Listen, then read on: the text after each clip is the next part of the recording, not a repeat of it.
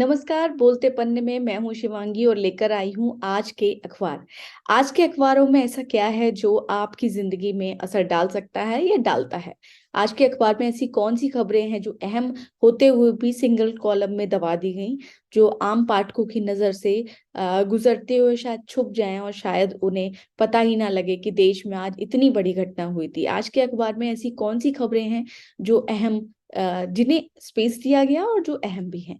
ऐसी घटनाएँ समझना जानना हम सबके लिए बहुत ज़रूरी है ताकि हम अपने समय को ठीक से समझ पाएँ और हम अपनी स्थितियों को भी ठीक से समझ पाएँ कि हम आज के दौर में अगर कोई भी स्टेप ले रहे हैं तो उसमें क्या संभावनाएँ हैं? किस तरह के विरोध आ सकते हैं? किस तरह के समर्थन पैदा हो सकते हैं? किस तरह की कठिनाइयाँ आ सकती हैं? और इसको समझने के लिए ज़रूरी है कि हम अपने अखबारों को ठीक से समझें। हम गोदी मीडिया के दौर में हैं और चैनलों की बात अक्सर होती है कि वहाँ खबरें गायब हो गई हैं, ब्रेकिंग न्यूज़ में सिमट गई हैं, एक लाइन में सिमट गई हैं। लेकिन अखबारों के हालात कोई जुदा नहीं हैं, लगभग वैसे ही हालात हैं। इसीलिए इस प्लेटफ़ॉर्म पे मैं अ, अपने जो हिंदुस्तान के दिल्ली से छपने वाले कुछ अहम अखबारों को लेकर आई हूँ जिसमें हिंदी और अंग्रेजी भाषा के अखबार शामिल हैं। देखते हैं कि आज अखबारों में क्या-क्या छपा और सबसे पहले शुरुआत करेंगे दैनिक जागरण के साथ। तो दैनिक जागरण वो अखबार है जो कहा जाता है कि सबसे ज़्यादा क्या कहते हैं सबसे ज़्यादा पढ़ा जाने वाला अखबार है। तो सबसे ज़्यादा पढ़ा जाने वाला अखबार, दुनिया का सबसे ज़्यादा पढ़ा जाने वाला अखबार कैसे बनता है और क्या-क्या छापता है, ये देखना बहुत अहम है। तो इन्होंने जो सबसे पहले जो जगह दी है वो है जॉर्ज सोरेस भारत को लेकर पूर्वाग्रही और खतरनाक व्यक्ति। यहाँ बता दें कि ये अमेरिका के एक अरबपति हैं जिन्होंने भारत को लेकर कल एक टिप्पणी की थी, कल नहीं परसों एक टिप्पणी की थी क्योंकि कल की टिप्पणी, कल की घटनाएँ आज के अखबार में हैं।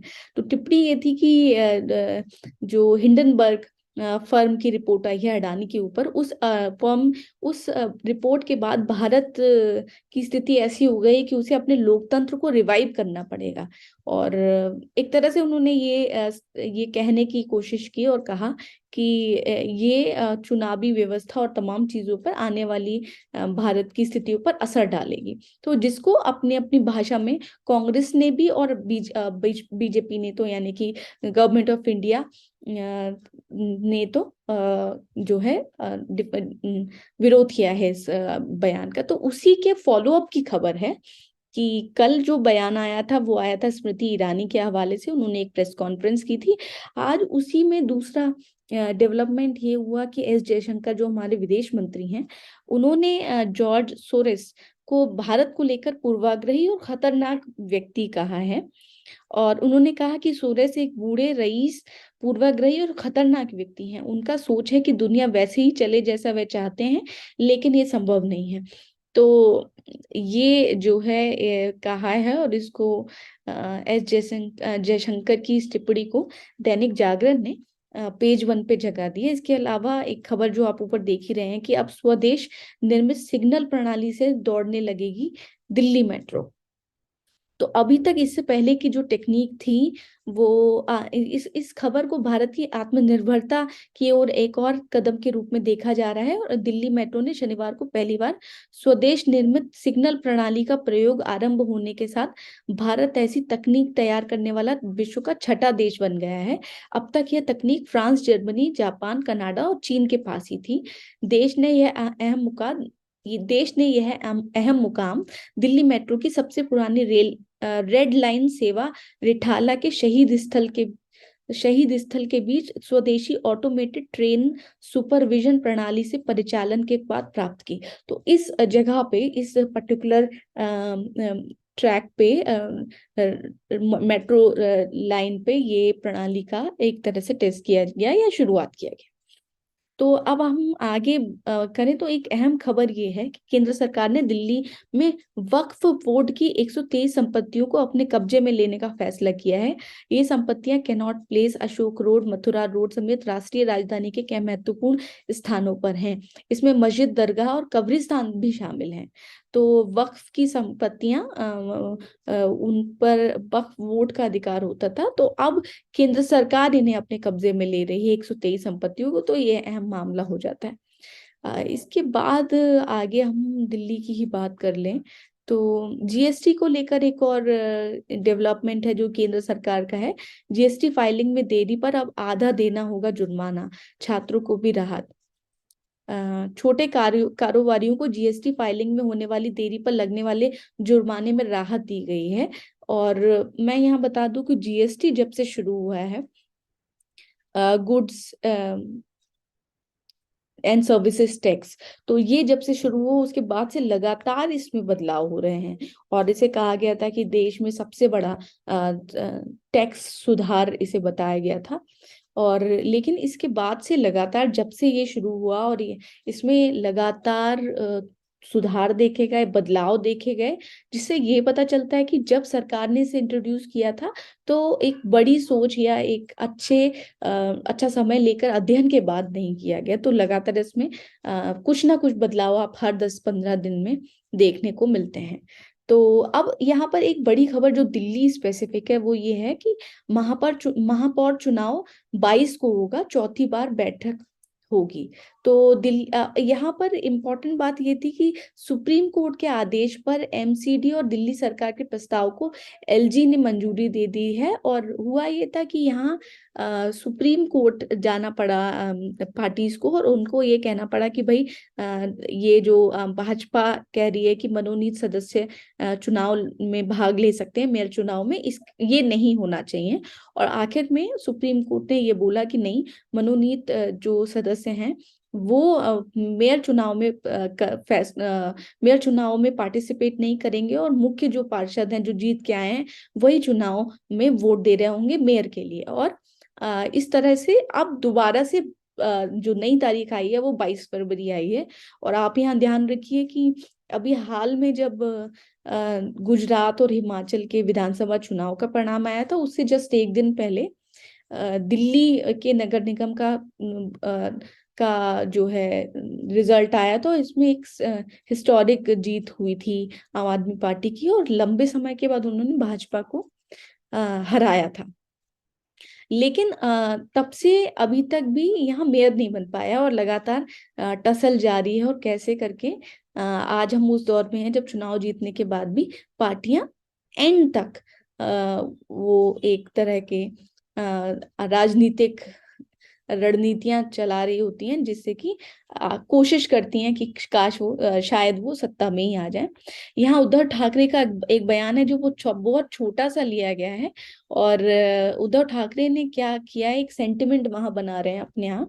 और हुआ ये है कि उनका जो चुनाव चिन्ह था, जो तीर कमान जो है, उस चुनाव चिन्ह को धनुष और बाण बल्कि कहना चाहिए, आम भाषा में हम तीर कमान जिसे कहते हैं, उसको इन्होंने जो दूसरा दल है उसको जो फडणवीस वाला जो दल है उसका मान लिया था। तो असली जो धड़ा एक शिवसेना से कट के जो दूसरा धड़ा बना था जो बीजेपी के साथ चला गया, चुनाव आयोग ने असल में उसको असली शिवसेना माना है और उनको ये चुनाव चिन्ह दे दिया। तो उसको, इस सेंटिमेंट को लेकर अब जो है उद्धव ठाकरे ने अपने समर्थकों से कहा कि पार्टी का चुनाव चिन्ह धनुष बाण चोरी हो गया और चोर को सबक सिखाने की जरूरत है।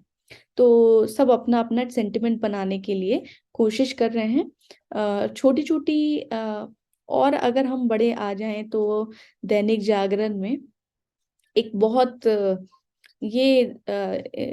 ऐसी घटना है जो दिल दहलाने वाली घटना है कि पति और बेटे की हत्या कर 4 घंटे शव के पास बैठा रहा, खुद ही पुलिस को सूचना दी। तो एक शकूरपुर इलाके में एक नशेड़ी पति ने शुक्रवार रात पत्नी और 1.5 साल के बच्चे को सब्जी काटने वाली छुरी से गला रेत कर हत्या कर दी।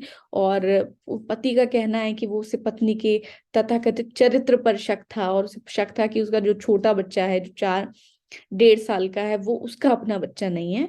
और ये रहने वाली महिला जो है वो औरैया की है, यूपी औरैया की। तो इस तरह की घटनाएं हो रही हैं। और अब देखते हैं कि अखबार इन इस तरह की घटनाओं पे कितने दिन फॉलो अप लेते हैं। ये तो आज पहली खबर है। और रात 3 बजे, 11:30 बजे के आसपास ये घटना हुई। उसके बाद वो नशा करता रहा, और करीब रात में 3 बजे उसने खुद ही कॉल किया पुलिस को कि साहब मैंने अपनी पत्नी और बच्चे को मार दिया है। और फिर पुलिस गई, और ये जो हम यहाँ पे फोटो देख पा रहे हैं, देख के ही पता चल रहा है कि घर की क्या स्थिति है। बहुत छोटी छोटी चीजें खाने पीने की रखी हैं, तो महिला कितने कम में चीजों को एडजस्ट कर रही होंगी, और किस तरह से वो एक गृहस्थी चलाने की कोशिश कर रही थी, जिसे उसके ही पति ने तबाह कर दिया। तो आगे बढ़ते हैं। एक और अहम खबर है, दर्द से तड़पती गर्भवती से डॉक्टर बोले 4 बजे के बाद नहीं होता है ऑपरेशन। तो हम दिल्ली की बात कर रहे हैं, दिल्ली के एडिशन है ये। और दिल्ली में किस तरह से लगभग वही चीजें होती हैं जो हम छोटे छोटे शहरों में देखते हैं। छोटे छोटे शहरों में जिला अस्पताल और सामुदायिक स्वास्थ्य केंद्र और निजी अस्पताल भी जिस तरह से चीजें करते हैं। तो ये मामला राजेंद्र नगर सेक्टर 2 में कर्मचारी राज्य बीमा अस्पताल में एक महिला प्रसव पीड़ा में 3-4 घंटे तक तड़पती रही। तो राजेंद्र नगर पॉश एरिया है, जबकि यहाँ का प्रसूता 2 बजे अस्पताल पहुंची। शाम होने पर डॉक्टर बोले कि 4 बजे के बाद प्रसव नहीं होता है। डॉक्टर ने प्रसूता को जीटीबी रेफर कर दिया। प्रसव पीड़ा पीड़ा अधिक होने पर महिला का जीटीबी तक पहुंचना मुश्किल हो गया। पति ने प्रसूता को निजी अस्पताल में भर्ती कराया, जहां बच्ची को जन्म दिया है।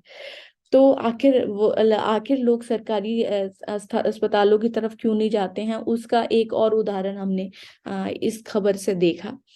आगे बढ़ते हैं। सिसोदिया कह रहे हैं कि काम रोकने के लिए हर 6 महीने में पीडब्ल्यूडी सचिव को बदलते देते हैं एलजी। तो लेफ्ट यहाँ पर जो उप मुख्यमंत्री और लोक निर्माण विभाग को लेकर आपस में जो टसल चल रही है, तो दिल्ली सरकार कह रही है कि हम जो विकास करना चाहते हैं वो हो नहीं रहा है, क्योंकि यहाँ तमाम तरह के जो विभाग हैं वो जो है एलजी के अंतर्गत आते हैं। एलजी क्योंकि वो केंद्र सरकार के चुने हुए नुमाइंदे हैं, तो वो राष्ट्रपति के चुने हुए नुमाइंदे हैं एक तरह से कहें, तो वो काम में अड़ंगा लगा रहे हैं।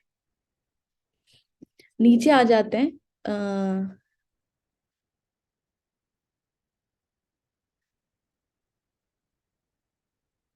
एलजी ने सुप्रीम कोर्ट में दिल्ली सरकार को पक्ष रखने से रोका, ये केजरीवाल का कहना है।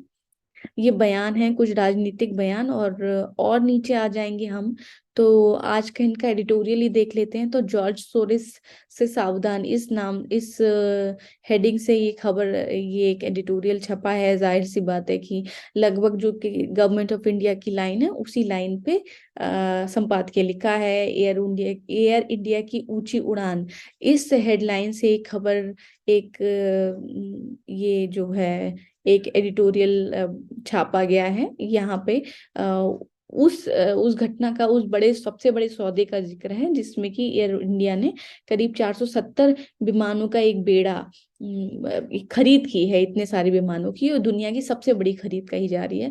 और एक ही साल हुआ है जब टाटा ने एयर इंडिया को गवर्नमेंट ऑफ इंडिया से खरीदा था। अब यहाँ पे अब हम आगे कर चलें तो लगभग इसी तरह की खबरें हैं। बाकी छुटपुट कुछ खबरें हैं जो हमारे उतने काम की नहीं है यहाँ पे। और अगर खेल में किसी को, कई साथियों को रुचि रुचि होगी, तो इंग्लैंड में हारी भारतीय महिलाएं, भारतीय टीम की महिला T20 विश्व कप मुकाबले में शनिवार को इंग्लैंड से 11 रनों से हार गई। इस हार के साथ भारत का सेमीफाइनल फाइनल में पहुंचने का इंतजार बढ़ गया है। तो यहाँ पर ये प्रतियोगिता चल रही है, और यहाँ ढहते ऊपरी क्रम को खेवनहार भारत का निचला क्रम। तो अब यहाँ पर देख सकते हैं आप, स्पेस आधा पन्ना जो है लिया है इन्होंने मेंस क्रिकेट के लिए, जो कि चल रहा है। और इसमें एक दिखाया है कि निचले निचले क्रम के जो बल्लेबाज हैं, एक तरह की स्टोरी, एक्सप्लेनेटरी तरीके से, या कहना चाहिए तथ्यात्मक तरीके से, एक डिटेल्ड स्टोरी है जो आधे पन्ने की है, जिसमें मेंस क्रिकेट में दिखाया है कि कैसे निचला क्रम हमारा स्ट्रांग होता जा रहा है। और क्रिकेट जिताने में मददगार हो रहे। लेकिन यहाँ पर एक इम्पोर्टेंट खबर जो भारतीय महिलाओं से जुड़ी थी उसको 3 कॉलम में निपटाया गया। तो ये अंतर थोड़ा सा देखने को मिलता ही है। यहाँ कल एक इंटरेस्टिंग एक सेमिनार था जिसमें कई कई जस्टिस, जो पूर्व जस्टिस हैं और जो करंट में जो सेवाएं दे रहे हैं, उन्होंने कुछ कुछ बयान दिए हैं जो बहुत ही नोटेबल हैं। उसमें पूर्व जस्टिस रहे हैं दीपक गुप्ता। उन्होंने कहा कि जजों को सेवानिवृत्ति के बाद कोई लाभ नहीं दिया जाना चाहिए, क्योंकि यह जारी रहा तो न्यायपालिका स्वतंत्र नहीं होगी। ये बहुत इंपॉर्टेंट बात है। हाल में आपको पता होगा कि जो राम मंदिर मामले से जुड़े जज थे, एक और जज, उन्हें जो है अभी हाल में राज्यपाल बनाया गया है। जाहिर सी बात है, ये केंद्र सरकार की तरफ से ही एक तरह की अनुमति मिलती है, इसके बाद ये राज्यपाल बनाए जाते हैं। हालांकि उस वो राष्ट्रपति की तरफ से फाइनल अप्रूवल आता है, पर बेसिकली ये एक तरह से रेबर स्टैंप जैसे पद है।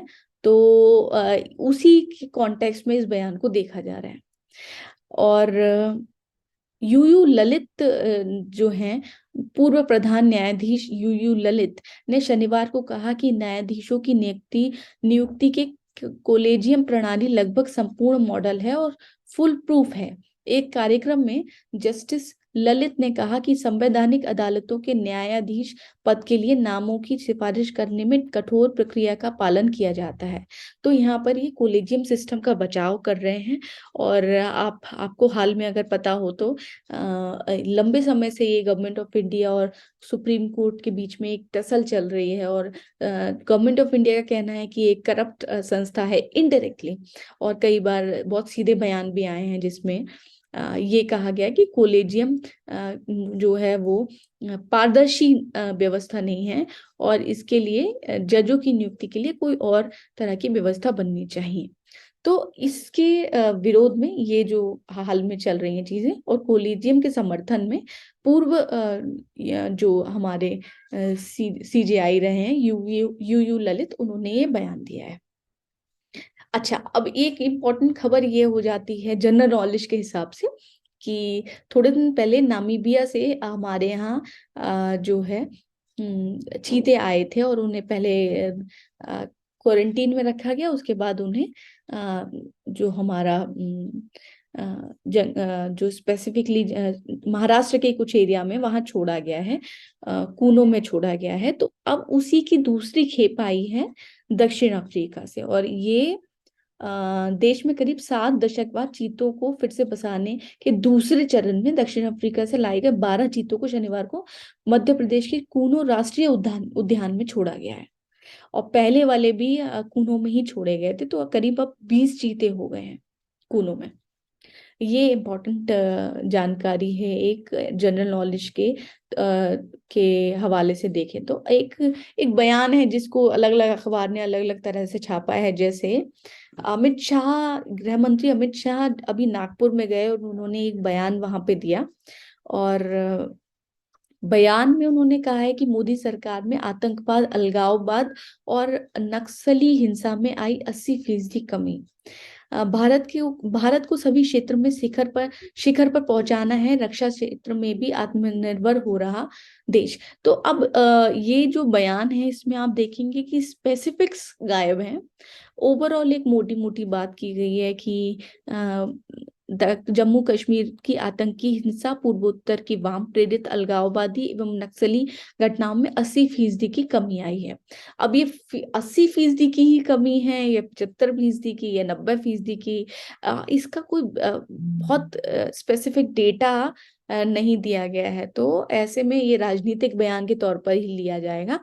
आगे इसमें अमित शाह ने क्या किया वो भी देख लेते हैं।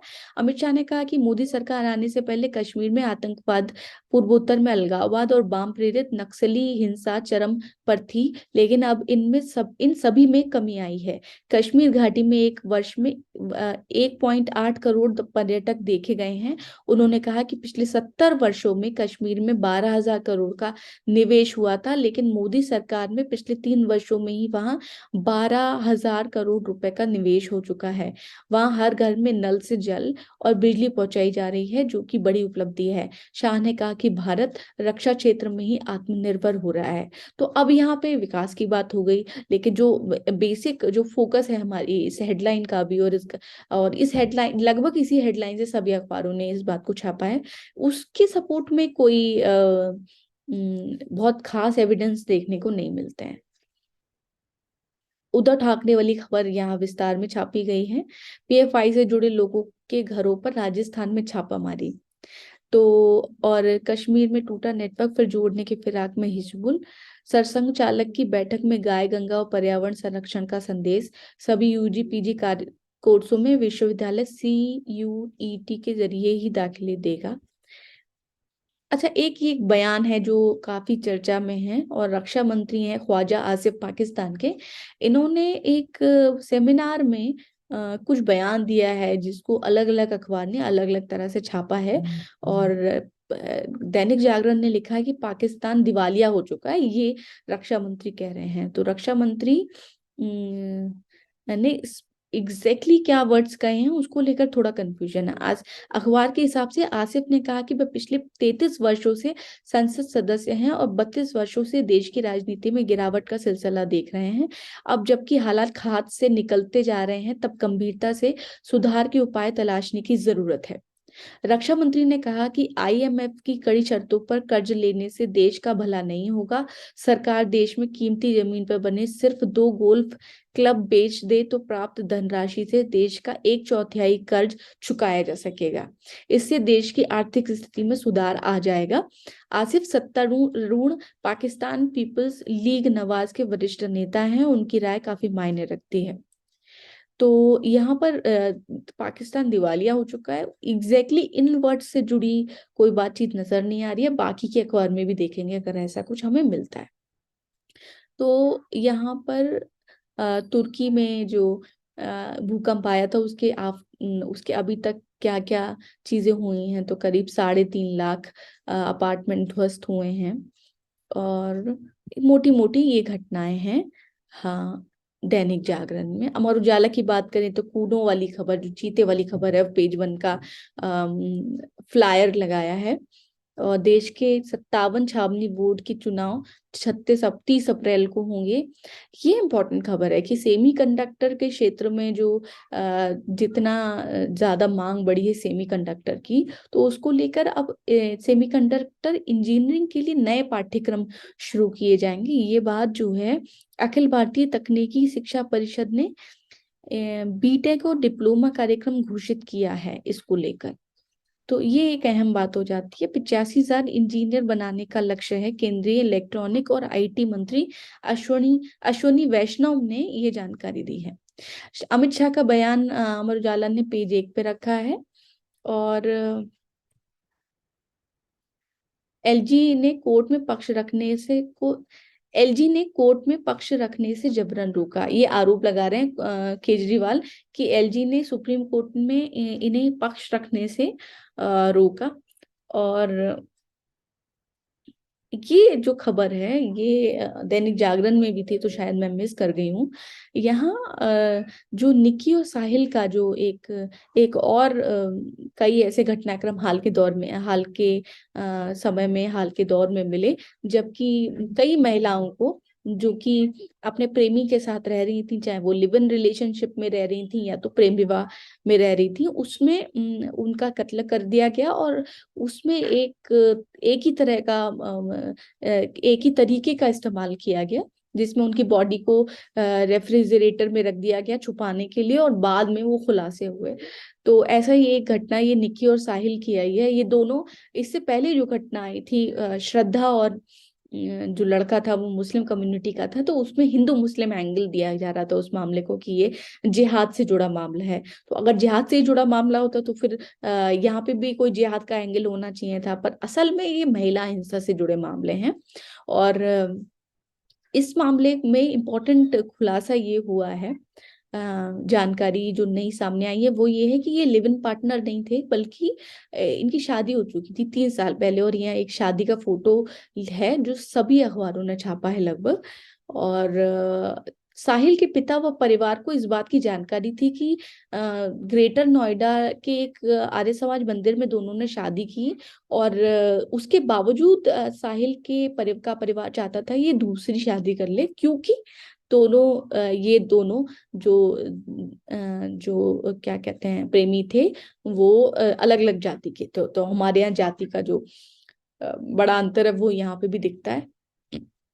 इस कहानी में एक और एंगल है जो बहुत ही इम्पोर्टेंट है, कि इस लड़के का जो है मौसेरा भाई अ, नवीन दिल्ली पुलिस में सिपाही है, और उसने बताया कि किस तरीके से हत्याकांड के सबूत मिटाने हैं। तो किस तरह से एक स्टेट का ही, एक पुलिस विभाग का ही एक कांस्टेबल किस तरह से अपराधी को, जो उसका रिश्तेदार था, मदद कर रहा था, और ये मदद करना कितनी आसानी से वो कर ले गया, ये भी समझ में आता है। तो ये एक इम्पोर्टेंट आज का मुझे लगता है चर्चा का विषय बना हुआ है। और इस खुलासे ने उन लोगों के भी मुंह बंद किए हैं जिनका कहना है कि लिव इन रिलेशन में रहने वाले लोगों के साथ ही ये घटनाएं हो रही हैं। वो लड़कियां बेवकूफ हैं जो वो किसी पे भी भरोसा कर लेती हैं, और इस तरह से मेन जो फोकस आ रहा है वो लिव इन रिलेशनशिप को लेकर आ रहा है। जबकि अभी हमने थोड़ी देर पहले देखा कि दैनिक जागरण में जो हमने एक खबर देखी कि महिला और उसके 1.5 साल के बच्चे को उसके ही पति ने गला दे दिया। और अब ये जो हम खबर देख रहे हैं इसमें भी पता चल रहा है कि जिसे लिव इन पार्टनर कहा जा रहा था वो असल में उसका पति ही था। तो ये बहुत मैटर नहीं करता है कि अरेंज मैरिज है, लव मैरिज है, या लिव इन रिलेशनशिप है। मैटर करता है कि दोनों, कि वो लोग जो साथ में रह रहे हैं वो किस मानसिकता के लोग हैं। तो यहाँ पे ये एक खुलासा हुआ है। ये घटना जिसकी अभी मैं चर्चा कर रही थी कि साहब मैंने अपनी पत्नी और बेटे को हत्या कर दी, और रात में 3 बजे पुलिस को इस तरह से जानकारी दी, पुलिस पहुंची। ये खबर की मैं बात कर चुकी हूँ।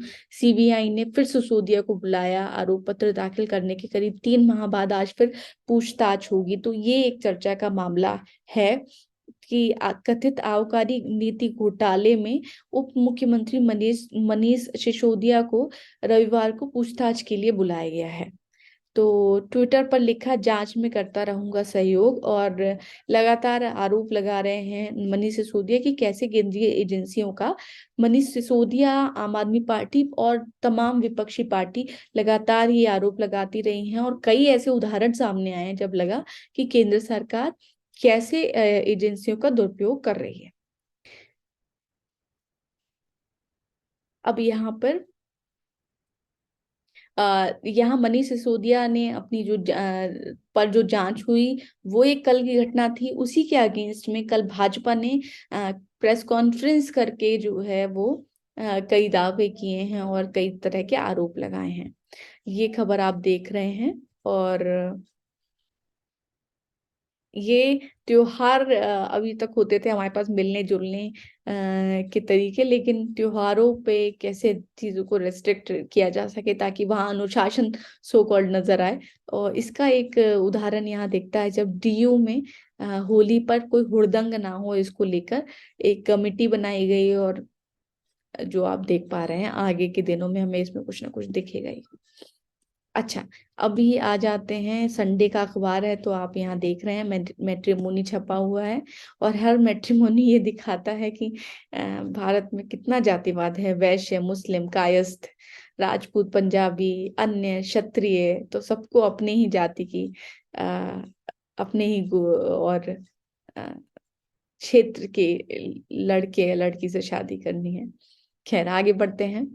ये एडिटोरियल है, थाली से गायब क्यों हो रहे हैं मोटे अनाज।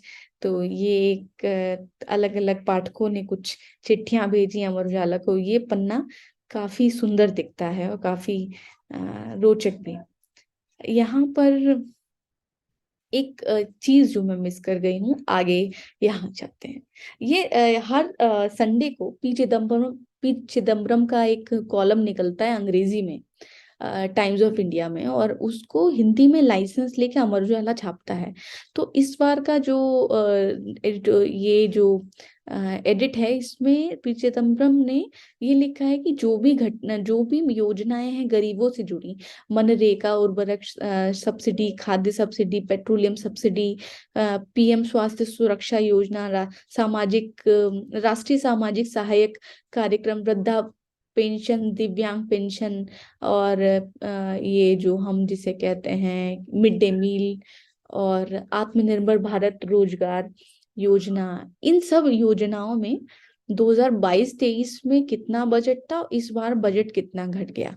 तो आप जब डिफरेंस देखेंगे तो यहाँ मनरेगा का देख लें, 89,400 था 2000 जो है 21-22 के लिए, दो 89,400 था पिछले साल के लिए, जो घट के 60,000 रह गया है। उर्वरक सब्जीकरण 60,000 जब मैं कह रही हूँ तो ये करोड़ में है संख्या। तो ऐसे ही करके आप यहाँ देखिए, तो इसके बेस पे पी चिदम्बरम ये कहना चाह रहे हैं कि जबकि अब स्थितियां और खराब हो गई हैं कोविड के बाद से, लेकिन सरकार बिल्कुल ये भूल चुकी है कि गरीबों का हाल क्या है। इन्होंने एक बात यहाँ लिखी है कि क्या कोई आश्चर्य है कि 19 मिनट के भाषण में वित्त मंत्री ने सिर्फ 2 बार गरीब शब्द का उल्लेख किया। एक तमिल कहावत इस बजट पर सबसे अच्छा वर्णन करती है कि गरीबों के पेट पर चोट। तो ये आरोप लगाए हैं पूर्व वित्त मंत्री पी चिदम्बरम ने वर्तमान वित्त मंत्री निर्मला सीतारमन और वर्तमान प्रधानमंत्री नरेंद्र मोदी की सरकार पर। अब हम आगे बात कर लें मोटे चावल, और हम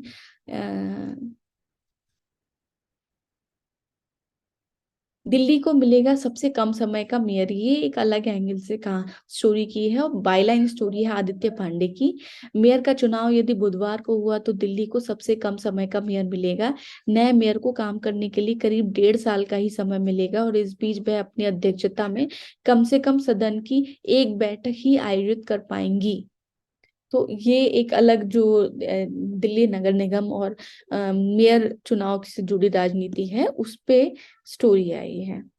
और ठाकरे गुट दोराहे पर व्हिप पर नहीं पहुंचे तो छिन सकती है विधायकी।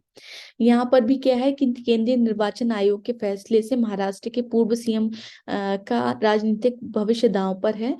उद्धव ठाकरे के विधायक और सांसद दोराहे पर हैं। शिंदे के शिवसेना के वेब जारी करने पर यदि विधायक अनुपस्थित रहे तो उन्हें अयोग्य करार कर दिया जाएगा और उनकी विधानसभा की सदस्यता जा सकती है। तो ये भी एक राजनीतिक उठापटक जो चल रही है महाराष्ट्र में उससे जुड़ा स्टोरी कवर की है, और करीब आधा मेन लीड स्टोरी को इसी को रखा हुआ है। तो ये फिर जयशंकर प्रसाद की वही खबर जिसको जागरण ने पेज 1 पे लगाया, लेकिन अमर उजाला ने इसे अंदर के पेज पर विदेश के पेज की लीड बनाया है। तो ये लगभग खबरें हैं। देश में पहली बार नाबालिग बेटी ने पिता को दिया लिवर, ये इम्पोर्टेंट खबर बन जाती है। नाबालिग नहीं कर सकते थे अंगदान, बेटी पहुंची केरल हाईकोर्ट और ली अनुमति, ये शानदार खबर है। और बायलाइन भी होनी चाहिए थी ऐसा लगता है, लेकिन नाम नहीं है किसने लिखी है। तो ये हम खबरें हैं जो जागरण की खबरें थी। अब हम अगर देखें इस समय, मैं आपको दिखाती हूँ हिंदू क्या कह रहा है। हिंदू ने भी कूनो इंटरनेशनल, ये जो नेशनल पार्क है उसमें चीता गया है, चीते पहुंचे हैं, तो उनकी एक तस्वीर ली है और एक छोटा सा टीजर दिया है।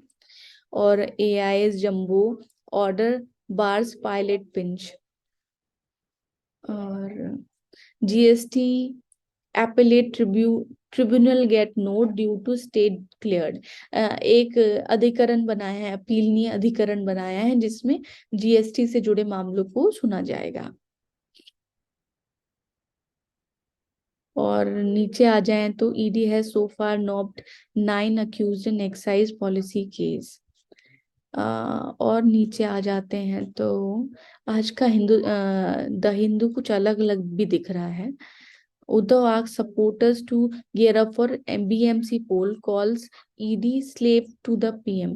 अच्छा, इन्होंने कहा है कि ये पीएम के एक तरह से स्लेव हैं ईडी, और ये जो चुनाव चिन्ह दूसरे को दे दिया है, तो उसके बाद ये राजनीतिक आरोप प्रत्यारोप चल रहे हैं। अच्छा, Indian Institute of Technology Bombay has formed a panel to conduct a parallel probe into the death of first year BTech student amid allegation of caste bias, and has urged its student to come forward if they have relevant information। IIT Bombay में एक student के SC ST category के student के साथ discrimination होने के बाद उसके मौत का मामला सामने आया था। उसके परिवार ने कहा था कि उनके साथ लगातार भेदभाव हो रहा था। वो इस हद तक पहुंच गया कि वो ऐसी कम्युनिटी का student Darshan Solanki, who belong to an SC community, allegedly committed suicide by jumping off the seventh floor of the hostel building on the Powai campus of IIT on February 12. However, his family suspects foul play in his death and said he faced discrimination at the institute। तो इसको लेकर IIT Bombay ने एक internal panel बनाया है।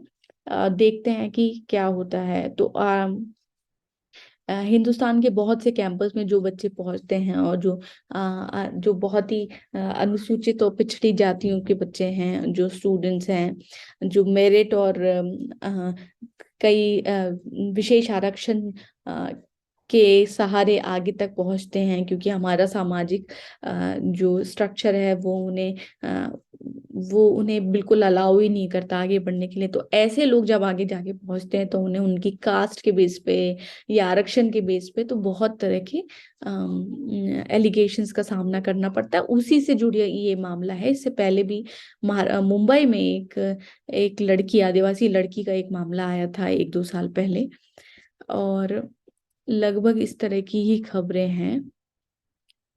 अब हम देख लेते हैं इंडियन एक्सप्रेस ने क्या क्या पब्लिश किया है। इंडियन एक्सप्रेस कह रहा है, after symbol setback Uddhav raises pitch, theft must be taught lesson, EC acting like a PM slave. तो ये जो प्रवर्तन निदेशालय जो है वो उस पे आरोप लगा रहे हैं, उस एजेंसी पे आरोप, ईडी पे आरोप लगा रहे हैं, और कह रहे हैं कि सिंबल को जिसने सिंबल को लेकर जो झटका इन्हें मिला है, उसके बाद उद्धव अपने कार्यकर्ताओं के पास पहुंचे और उन्होंने कहा है कि भाई जो भी चीजें हुई वो उसके बाद एक चोर को सबक देने का समय आ गया है। तो इस तरीके से ये चीज है। वो तस्वीर इन्होंने ऊपर टीजर लिया है निकी और साहिल की शादी वाला, जो कि इस पूरी स्टोरी में एक बड़ा ट्विस्ट है। Sisodia, CBI questioning today, full power used against me, इन्होंने आरोप लगाया। Handed over victim to Haryana cops, accuse tell Rajasthan. एक मामला अभी हाल में आया है भिवानी में, भिवानी हरियाणा में, दो लोगों की मौत का, दो मुस्लिम लोगों का, जुनैद और नासिर की मौत का, और कहा जा रहा था ये गौवंश को लेकर जा रहे थे। इसके बाद गौरक्षक समूह ने इन्हें पकड़ा, गायब कर दिया, और उसके बाद इनकी जली हुई बॉडी एक जगह मिली है। तो ये राजस्थान पुलिस ने सैटरडे को बताया है कि एक रिंकी सैनी को इन्होंने गिरफ्तार किया था जुनैद और नासिर के मामले में, और 2 men from Bharatpur who charred bodies were found in Haryana has claimed during interrogation that 2 men were handed over to the Haryana police. और ये राजस्थान से पकड़े गए हैं और इस मामले में इन्हें हरियाणा पुलिस को दे दिया गया है।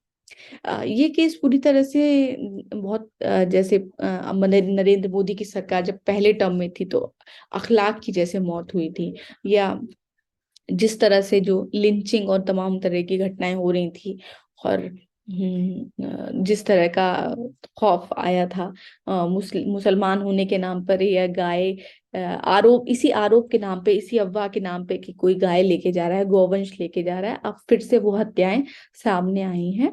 और अभी इस मामले में इन्वेस्टिगेशन कर रही है हरियाणा पुलिस। देखते हैं आगे क्या होता है। Did not get government is so feeble it can be toppled by remark of 92-year-old।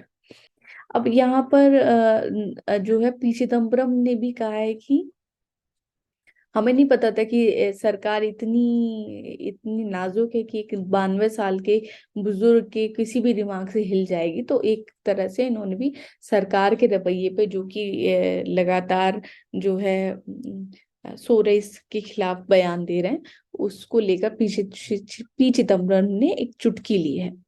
इसके अलावा लगभग वही सब खबरें हैं। Sahil Nikki got married 3 years ago, did not tell किन।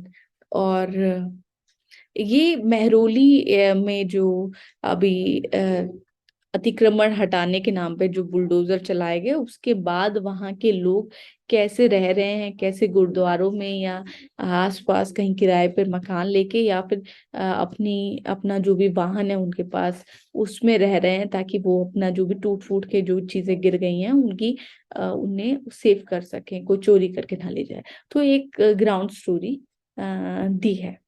अच्छा, ये एक इम्पोर्टेंट डेवलपमेंट है, नीतीश कुमार का बयान आया है। और नीतीश कुमार का बयान आया है, साथ में मौजूद थे लेफ्ट के नेता, और अ, ये हमारे सलमान खुर्शीद, कांग्रेस के सलमान खुर्शीद, तेजस्वी यादव, और नीतीश कुमार का कहना है कि हम सिर्फ कांग्रेस के सिग्नल का इंतजार कर रहे हैं, और अगर पूरा विपक्ष साथ आ जाता है तो बीजेपी 100 का आंकड़ा भी क्रॉस नहीं कर पाएगी।